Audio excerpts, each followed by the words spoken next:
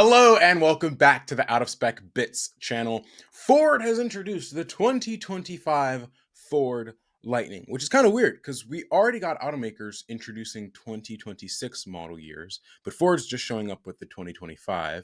I brought here Matt, Ford Lightning owner and enthusiast. Matt, how are you doing? I'm doing really well today, Isaiah. How are you? Awesome. It's a great day. It's a great It day, man. is.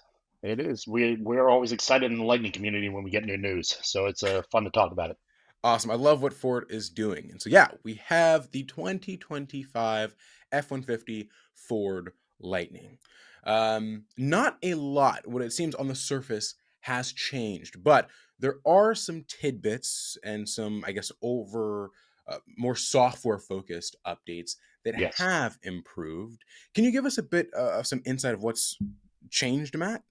Yeah. So the primary things that they've talked about so far, new packages, kind of new trim packages, I guess you could say, when it comes to what's available. Like with the Platinum, you can now get the new Dark Elements package, which is the all black interior, black wheels, black badges.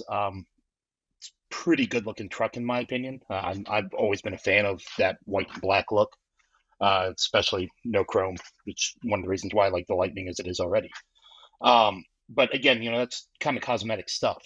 It's really cool. It'll draw some new eyes, new attention. But like you said, the majority of the stuff is software updates, which are pretty much needed, in my opinion. A lot of people in the community also say so. A lot of the non-Ford owners also say that it's stuff that Ford should have in there, which I agree. It's all valid criticism. So some of the stuff that they put in there, I think, is good. It shows continued improvement in what they're trying to do with the product. And on the, I guess, more package side, something that we talked about off camera was the Ford Lightning Flash having a different battery capacity. What do we know so far? Just that it's a different battery. Yeah, we know that it's a different capacity. We don't know any details about the battery other than they're changing it, and this is only for the flash trim, as far as I know. They're changing it from 131 kilowatt hour battery, which is in the Lariat and the Platinum. Mhm. They're changing it down to 123 kilowatt hour battery with the flash, and the explanation is that with their data, their feedback, and what use that they've been seeing with the truck is that people are using these trucks actually more than their gas counterparts, which was actually shocking to me, to haul material. So payload was very important to people. So they were able to actually increase the payload of the truck up to like 2,100, and I think it's 2,142 pounds from 2,000 or 2,013 pounds, with kind of a minimal effect on range, which dropped it down to 300 max range from 320. The Wow. question that we kind of have is what is this battery? Is Right. it just the current extended range battery with a module dropped, or is it something completely new? And we don't know. There's been no information on that put out there. There's plenty of speculation, but we just don't know. It's something that we're excited to find out about, though. Yeah. I can't wait to get some more news on that for sure. Of course, when that does get updated, you guys can see that. Probably won't make an episode about it, but you can see that update, I imagine, on your Twitter, Matt. Hopefully, Yeah. it'll be out there for sure. And whether it comes from me or someone else, there's a lot of people that are looking for this information.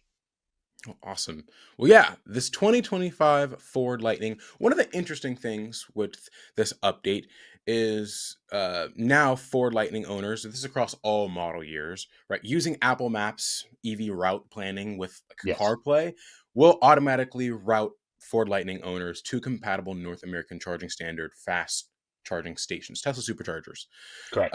when a charge is needed away from home, as Ford says.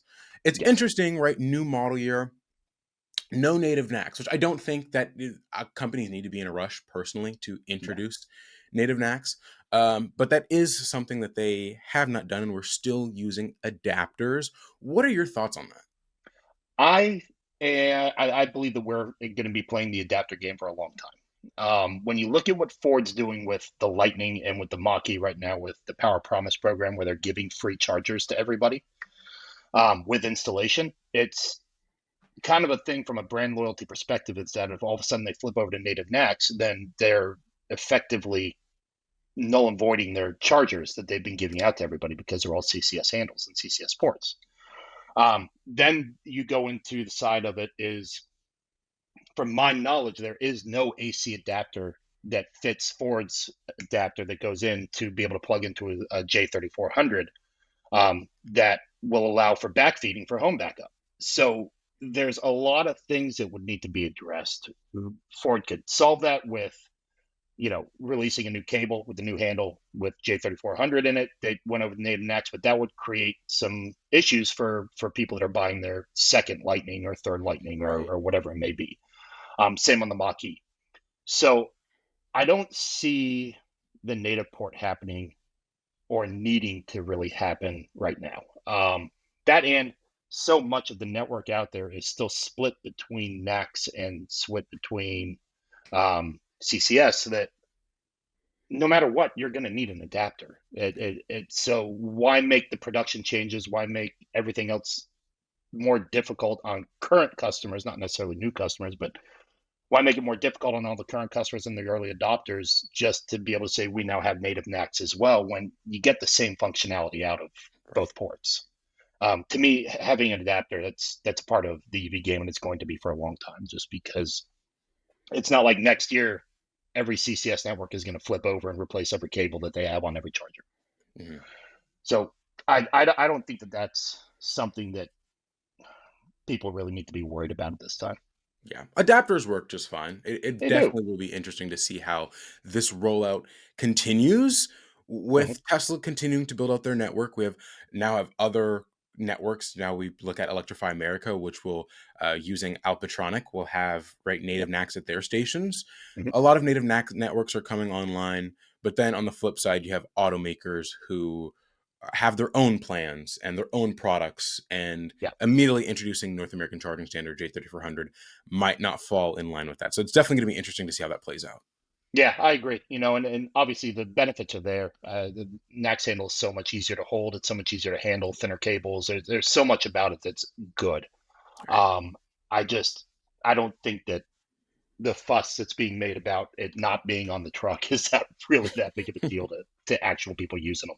I think it's more of a kind of a brand loyalty thing where, well, they don't have it, but they do. That's a good point. I mean, it's same functionality with the adapter. Yeah. Awesome. And just kind of going over Ford Lightning for those who are not aware, right? Up to 320 miles of range, starting at $62,995. That is for the XLT trim. But of course, there is the Ford Lightning Pro, which starts at $54,995. So then it kind of goes up from there. Of course, you have the Flash, heat pump, Lariat, Ford Lightning Platinum. Look, the Ford Lightning, I think, it's a Ford F-150, right? But electric. It's solidified itself. In my city, that's what the city uses for their F-150s. They're all pretty much Ford Lightnings at this point. They're new ones. That's awesome. And I mean, it's a awesome truck and a great vehicle. And you as an owner, I'm sure you know that. Yeah, it's my favorite out of all the EV trucks. There's other trucks that do things better than it, but it's every vehicle comes with a compromise. I love the truck for what it does for me, and it hits all the right marks perfectly. Sure, there are things I'd like different. I've done a lot of towing with mine, a lot of long distance towing, and I wouldn't mind a bigger battery. I wouldn't mind 800-volt architecture and faster charging. That's all the standard stuff. And I mean, even if I had a Silverado EV, I'd probably still be asking for faster charging. That's just the nature of the business. But it's the right truck for us, and I think it's the right truck for a lot of people out there. Just comes down to everybody's use case and what you're trying to do with it. Perfect. Well, thank you so much for joining me, Matt. I think that was like the perfect way to put it, right? Ford F-150 is great truck for most people. This is going to be a electric truck that just works right for you. There's a lot of compromises with a lot of other trucks, even my R1T. But yeah, that's true. And I mean, R1T was the truck I was buying until I got into a Lightning. It just came down to, as funny as it is, the space, size, footprint of it, and then how many cup holders. Because I have 2 little kids now and dogs and stuff that are in the car. I need places to put things, and that was one of the deciding factors. Yeah, it's the best-selling truck for a reason. Correct. Awesome. Well, thank you so much for joining me, Matt. I'm glad to have you on, kind of get more perspective about what Ford is updating. Of course, I'll have Matt's Twitter linked in the description, X linked in the description for those who'd love to follow. But thank you guys so much for watching. This is Out of Spec Bits, and I will see you guys in the next one.